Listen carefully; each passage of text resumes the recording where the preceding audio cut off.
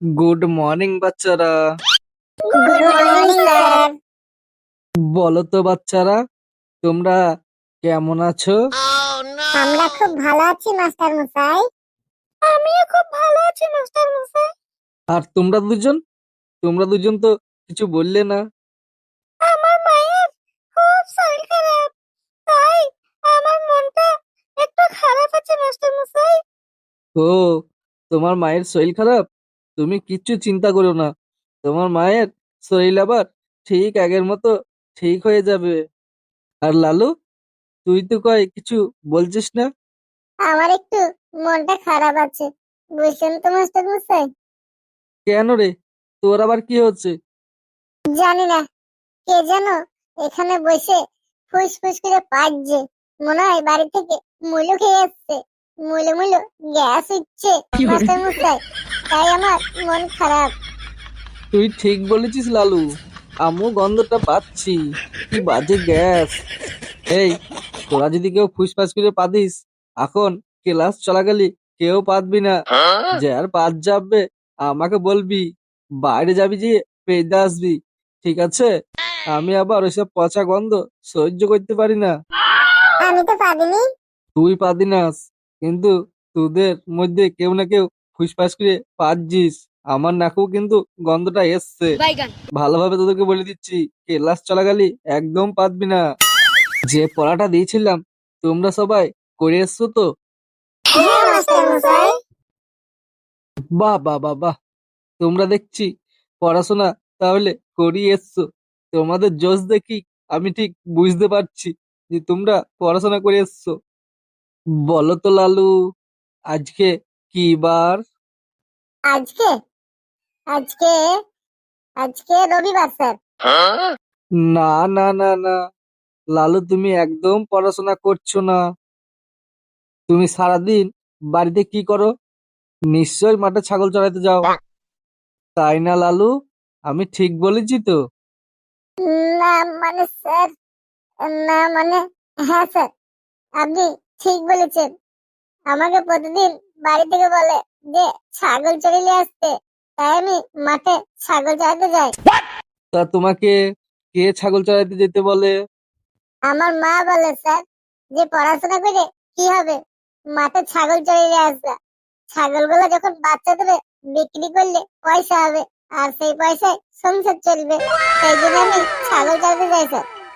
না না লালু, ছাগল চড়িয়ে কিচ্ছু হবে না।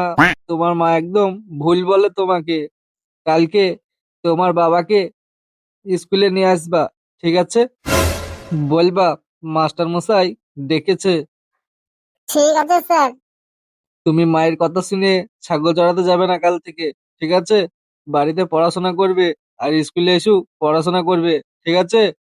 তাহলে তুমি বড় বড় গাড়ি চালাইতে পারবে, ট্রেন চালাইতে পারবে, প্লেন চালাইতে পারবে। সত্যি করে স্যার, আমি প্লেন চালাতে পারবো? হ্যাঁ, পারবে তো। ভালো করে পড়াশোনা করলে তুমি জীবনে সবকিছু করতে পারবে। এবার ফুলটুসি বলো। বলো তো ফুলটুসি, আজকে কি বার? আজকে সোমবার স্যার। একদম ঠিক বলেছো, আজকে সোমবার। দেখ লালু দেখ, একে দেখে কিছু শেখ। মাঠে ছাগল চড়াইলেই শুধু হবে না, পড়াশোনাটা মন দিয়ে করতে হবে, বুঝলি? হ্যাঁ স্যার, এবার থেকে পড়াশোনাটা মন দিয়ে করবো। এবার কালুনি, তুমি বলো তো, গাই গরু দুধ দেয় কেন? গাই গরু ঘাস খায়, সেই জন্য দুধ দেয় মাস্টার মশাই। না না কালুনি, তোমার উত্তরটা বলা হলো না। তুমি নিশ্চয়ই পড়াশোনায় ফাঁকি মারছো, তাই না কালুনি? বলো তো কালুনি, তুমি স্কুল থেকে বাড়ি যাওয়ার পর কি করো? আর বাড়ি যেয়ে বাসন মাজি, কাপড় কাচি, গরু ছাগলকে খেতে দেই, মাঠে ঘাস খাইতে যাই। এইসব করেই বাড়িতে টাইম চলে যায় স্যার। যখন স্কুলে টাইম হয় তখন স্কুল চলে আসি, স্কুলে ছুটি হয়ে গেলে আবার ওইসব করতে লাগে। তোমাদের বাড়িতে কটা গরু ছাগল আছে? এই তো তিনটে পাঠি, আর একটা পাঠা ছাগল, আর একটা খাসি। পাঁচটা ছাগল আছে স্যার, আর তিনটে বাচ্চা ছাগল আছে। আর গরু আছে পাঁচটা। পাঁচটা গরু ছানি কেটে খেতে দিতে হয়। না না কালুনি, তুমি যদি এরকম করে পড়াশোনায় ফাঁকি মারো তাহলে তো জীবনে কিছু করতে পারবা না। কালকে তোমার বাবাকে ডেকে নিয়ে আসবা, বলবা মাস্টার মশাই তোমাকে দেখা করতে বলেছে। ঠিক আছে স্যার।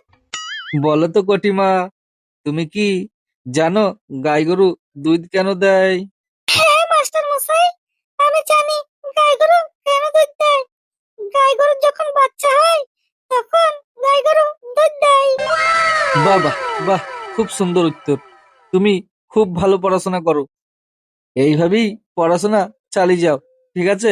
তাহলে বড় হয়ে জীবনে কিছু করতে পারবা। আমি বড় হয়ে মাস্টার হতে চাই স্যার।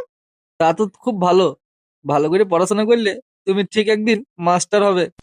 এইভাবেই পড়াশোনা করবে, ওদের দুজনের মতন ফাঁকি মারবে না, ঠিক আছে? ঠিক আছে স্যার। কি গন্ধ স্যার, আবার মনে হয় কে ফুসকিরে পেয়ে দিয়েছে। গন্ধে একদম থাকতে পারছি না, একটু বাইরে যাবো স্যার। না না, এখন ক্লাস চলাকালীন বাইরে যাওয়া চলবে না। উম, সত্যিই তো খুব দুর্গন্ধ। সালা আবার কে ফুস করে পেঁচে দিয়েছে। এমনিতেই আমি গন্ধ সহ্য করতে পারি না। তোদেরকে তো একই মানা করলাম যে কেউ পাত চাপলে আমাকে বলবি যে বাইরে পেতে আসবি, এখানে পাতবি না। একদম সহ্য করতে পারছি না, কি পচা পচা গ্যাস। বলো তো বাচ্চারা, আমাদেরকে গাছ কি কি উপকার দেয়? আমি বলবো স্যার। তুই পারবি তো? তাহলে বল। হ্যাঁ হ্যাঁ স্যার, আমি পারবো। গাছ আমাদেরকে হাওয়া দেয়, তারপর রোদের সময় ছায়া দেয়, গাছে নিচে বসলে রোদ লাগে না। গাছ আমাদেরকে অক্সিজেন দেয়। সেই গাছ বড় হয়ে মোটা হয়ে গেলে পরে যখন কেটে ফেলে তখন পড়াশোনা করার জন্য এরকম টেবিল বানানো যায়। তারপর আমাদের ঘরের দরজা বানানো যায়, আরো অনেক কিছু বানানো যায় স্যার। তোমার উত্তরটা 100%-এর মধ্যে 80% ঠিক বলেছো। তাই নাকি স্যার? তাহলে আর 20% দিলেন না কেন? তুই যদি ভালো করে পড়াশোনা করিস আর ঠিকঠাক উত্তর দিস তাহলে তোকে 100-এ 100% নাম্বার দেবো, ঠিক আছে? হ্যাঁ স্যার, এবার থেকে পড়াশোনা আমি ভালোভাবে করব।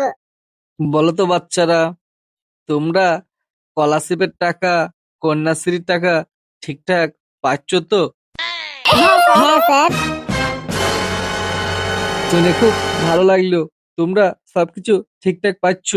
কিন্তু কেউ আজে বাজে খরচা করবে না।